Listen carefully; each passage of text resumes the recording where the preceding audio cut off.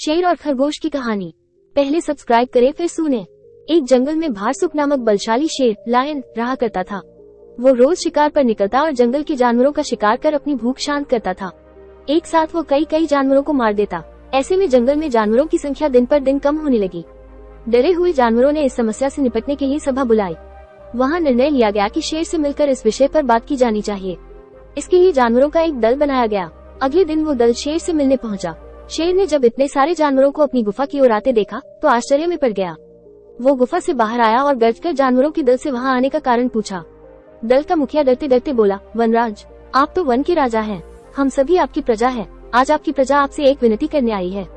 कैसी विनती? शेर ने पूछा। वनराज, आप रोज शिकार पर निकलते हैं और कई जानवरों को मार देते हैं। आप उन सभी मरे हुए जानवरों का भक्षण भी नहीं कर पाते। हम सबका विचार था कि आपकी भूख मिटाने यदि रोज एक जानवर आपके पास भेज दिया जाए तो आपको भी आराम रहेगा और हम भी भयमुक्त रहेंगे। शेर को बिना मेहनत शिकार प्राप्त हो रहा था, इसलिए उसने यह निवेदन स्वीकार कर लिया, किंतु साथ ही चेतावनी भी दी कि जिस दिन उसके पास जानवर नहीं पहुंचेगा उस दिन वो सबको मार डालेगा। उस दिन के बाद से प्रतिदिन एक जानवर का चुनाव कर उसे शेर के पास भेजा जाने लगा। अब शेर दिन भर गुफा में पड़ा आराम करता रहता। परिणामस्वरूप अन्य जानवर जंगल में सुकून से जीवन जीने लगे। एक दिन शेर का भोजन बनने की एक खरगोश है की बारी आई।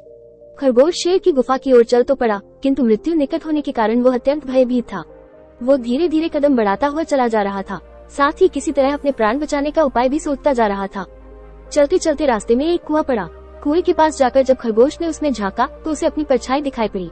उसी क्षण खरगोश को अपनी जान बचाने का एक उपाय सूझ गया। उपाय सूझते ही खरगोश में एक नए जोश का संचार हो गया।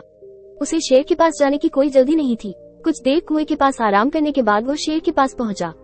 इधर भूखा शेर अपने भोजन के आने में हो रही देरी से क्रोध में लाल पीला हुआ जा रहा था। जैसे ही उसने एक पिद्दी से खरगोश को देखा, उसका क्रोध और बढ़ गया। वो गर्जकर खरगोश से बोला, पिद्दी खरगोश, मैं कब से प्रतीक्षा कर रहा हूँ और तू अब आया है। अब मेरी भूख बढ़ चुकी है, तुझ अकेले से मेरा क्या होगा? तुझ पिद्दी को किस बेवकूफ ने मेरे पास भेजा है तुझे?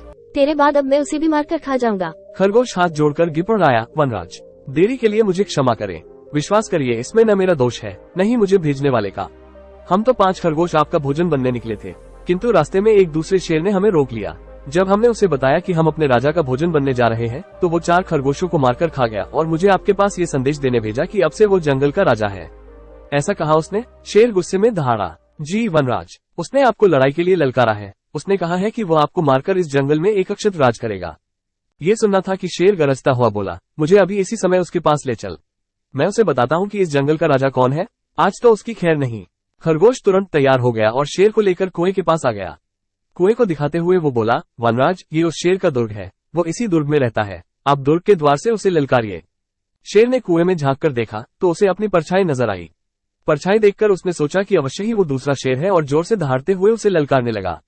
कुएं की दीवारों से टकराकर आती हुई अपनी ही दहाड़ की प्रतिध्वनि सुनकर और अपनी परछाई देखकर उसे लगा कि दूसरा शेर भी दहाड़ते हुए उसे ललकार रहा है। उस ललकार का उत्तर देते हुए उसने कुएं में छलांग लगा दी।